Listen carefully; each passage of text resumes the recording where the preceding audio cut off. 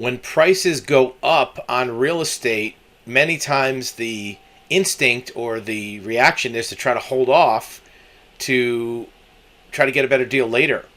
And waiting out the housing market has almost never been a valid strategy. There was a short period of time from about 2008 to maybe 2010 or 11 where there was some crazy bubble built into the market that went back down because of the factor that had to do with mortgage fraud.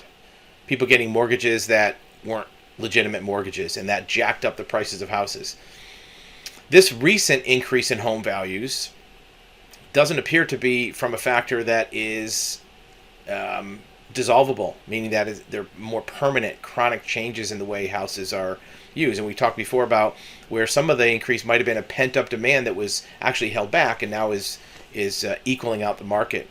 A lot of people who didn't buy a house in the last couple of years regret the fact they didn't buy a house. Here's a couple in Florida that were out looking for a house, and they decided to wait the market out after they started looking at homes in June of 20, about a year and a half ago.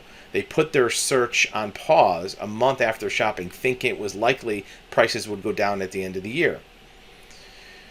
Well, instead, home prices kept rising, further pushing the couple out of the housing market. They are looking for a 3-bedroom, 2-bath home in about $250,000 to $300,000, but it's tough to find houses in that range that they want to buy. We've seen on our channel, there's plenty of $200,000 houses. They just might not be exactly what you want. So they can decide either to still stay in that range and maybe get something that's not their ideal dream house, or to stretch up their range. The strategy of staying out of the market probably isn't going to serve non-buyers in the long run. Home prices in South Florida, like a lot of places, skyrocketed and intense demand popped up. The realtor that they interviewed said about 30 to 40% of the clients decided to wait out the housing market. What does that mean?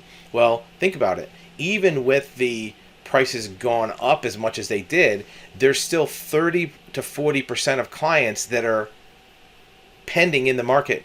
It's like a hidden demand that's out there. So that only means the prices are going to go up even more. Even without those clients in the market, the prices went up, which means that at the best case scenario, the prices are going to skyrocket even more. Worst case scenario, if there's something that pulls back on the housing market, these 30% or 40% of clients coming back in the market are just going to at least keep it where it is. As buyers begin to look again, they find homes that are $100,000 more money. So one person was looking at a house that was listed at $410,000 in January. 4 months later, it was at $480,000. He ended up getting it for $450,000. But think about it: January to April, 3 or 4 months, cost $40,000 in price. That probably was his down payment. That's a 10% down payment. So prices are skyrocketing. We're seeing prices of houses that were $200,000 or $300,000 are now in almost near $500,000. I'm kicking myself. This person said it was a shopper that put her search on pause. Discovered properties were below the quality she was hoping for. But if she had purchased a house that was below the quality she was hoping for, she would have saved the $100,000 that jumped up. Look, we don't want anybody to buy a junky house or a house they're going to be disappointed with. But if you don't purchase at least something in today's market, the prices are going to go up. You're going to pay rent for a little while longer. And it doesn't matter where you live. Would you rather be in a home that's maybe mediocre, not exactly what you want, or rent something that maybe is a little flashier, but you're renting? So that's kind of the trade-off that you have. Homes, even at the upper end, people are looking for a $1.2 million house, and now they got to pay $1.6 million. That's a $400,000 jump, and that's like a free house for some people. $400,000. The buyer says, "I'm not sure when there will be a correction, or when prices will stabilize, or if."